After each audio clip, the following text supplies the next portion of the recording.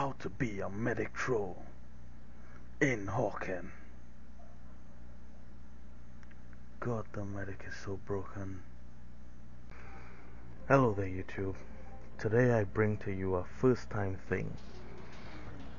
I bring to you my technician guide on how to make your medic in Hawken, medic or technician, be more or less unstoppable. I call it the medic troll.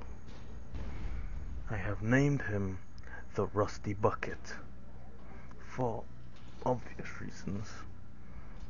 Well, for those of you who can't see the obvious reasons, he is metal. I have painted him rust colored and he looks like a bucket. Beautiful.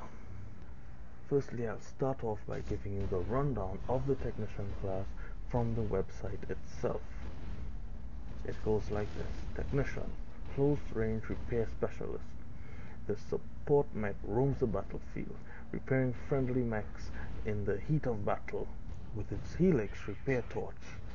It can also provide offensive team support by making enemy mechs more vulnerable to damage with its Redox 0.2.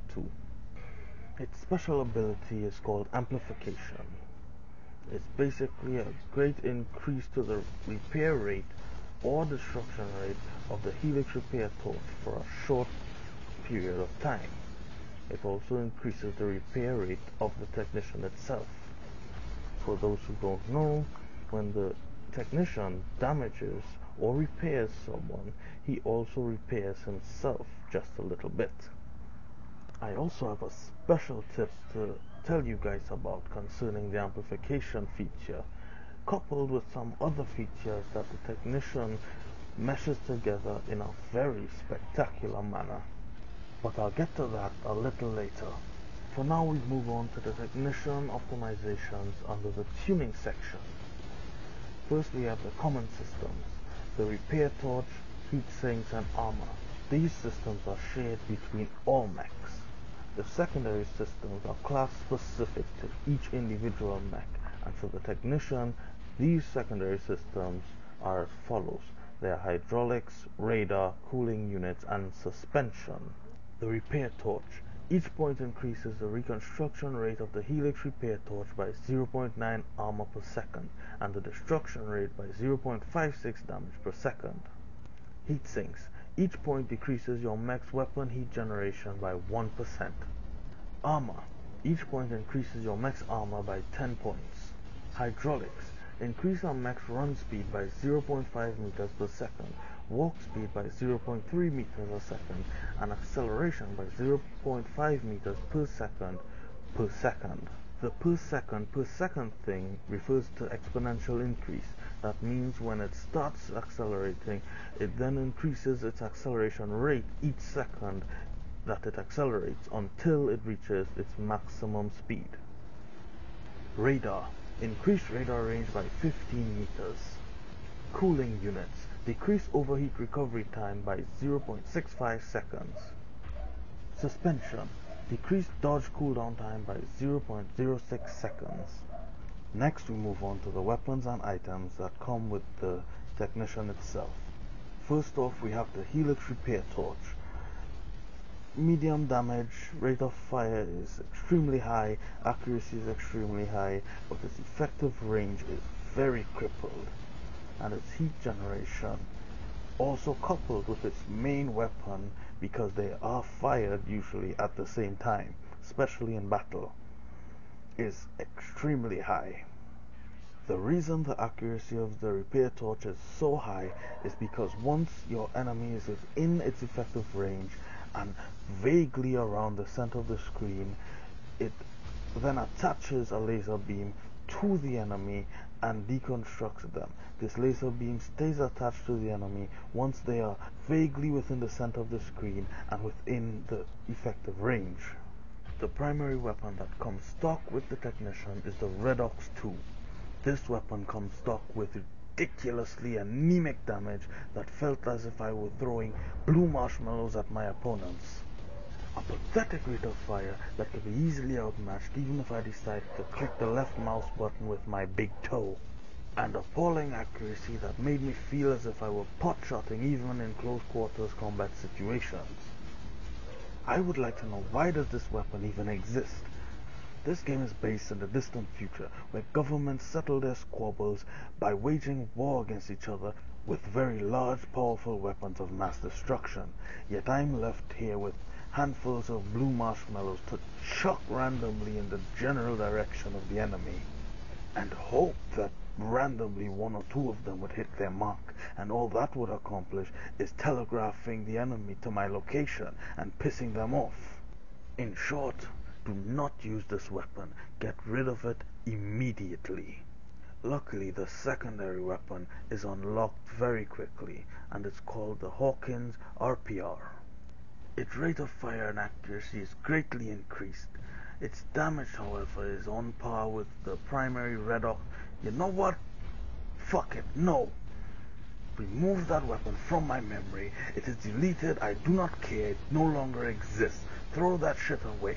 It no longer exists in my world. Fuck it, I don't care. God. Fuck. God.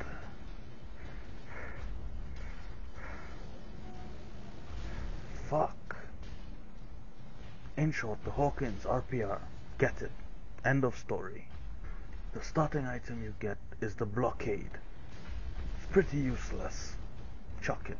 You don't need it. At least not for my strategy, the way I use the medic technician.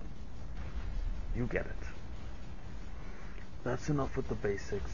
Now it's time for my personal troll medic strategy.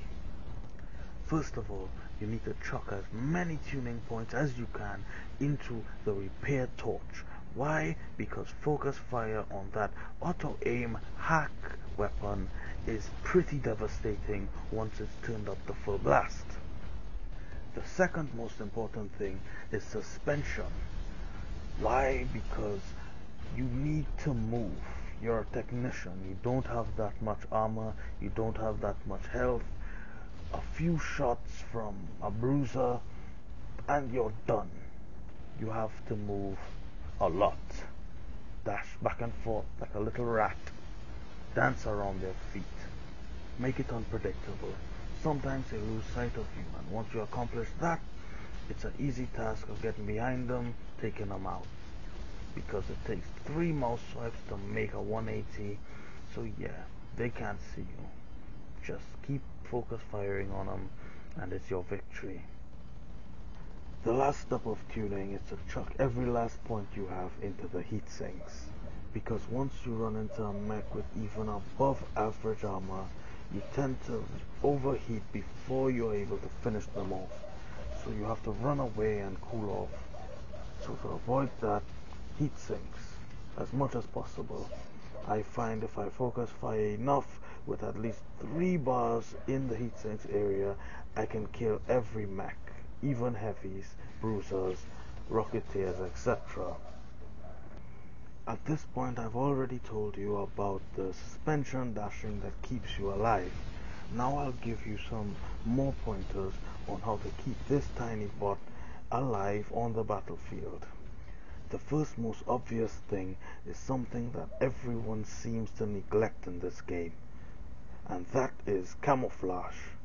You see, painting your bot in bright neon colors is the equivalent of standing in front of Michael Jackson's house playing SpongeBob SquarePants music on a boombox. He's going to come a-running. What you need to do is make your mech look as if it fell down a hill, covered in mud. Perfect. When you do this, you'll realize how much easier you can move about without being shot from across the map by a guy with an SMG. Now that you're able to move around the map more easily, your new task is to get behind the enemy, using any route necessary. Large flanks. Once you're behind their lines and you have the enemy inside, you assess the situation. Usually, heavy mechs are up front, closely backed up by their own mechanics or technicians. Always prioritize the technicians. It doesn't matter how much damage you put on a heavy if the technician just heals it instantly. And here is where the shortcomings of the technician come into play. Once you have to take out any mech from full life, you're always teetering on the edge of overheating, so you usually have to kill one and run away.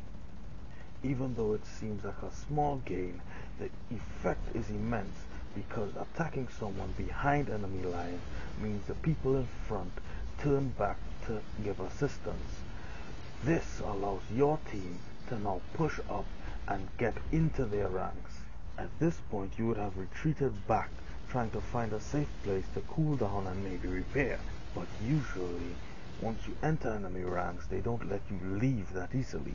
If you cannot lose your pursuers, this is where the unfair overpowered trait of the technician comes into play, with the addition of 3 simple items. First of which is an advanced reconstructor. After being out of the combat area for 10 seconds, the mech generates 25 armor per second. What this now means is that while you were running away, you were regenerating health faster than you could expect. Second item is the advanced repair kit, 40% more armor repair from orbs. And this one goes hand in hand with the third item, repair charge mark 3. Drop a repair charge to repair yourself or teammates, and I chucked item regenerator in there for good measure, just so that I could get this uber hack running all the quicker. So let's get this unstoppable counter started. So now that you've baited your pursuer far enough away from the main battle that you no longer have to worry about interference from other mechs, you drop the repair charge, stand on it and activate your amplification ability. The level 3 repair orb replenishes your health astonishingly fast. That coupled with the advanced repair kit makes it impossible for any single mech enemy to be able to do damage to you. Topped off with the amplification ability, while your enemy is pumping everything he has into you, you're actually regenerating health while they are taking double damage. This strategy is extremely unfair and definitely breaks the game's mechanics. But damn, it's fun taking out a bruiser with a mechanic and then being called a hacker because of it. Well guys, that's it for this video. I hope it was informative and entertaining. If you have any questions, feel free to leave a comment below.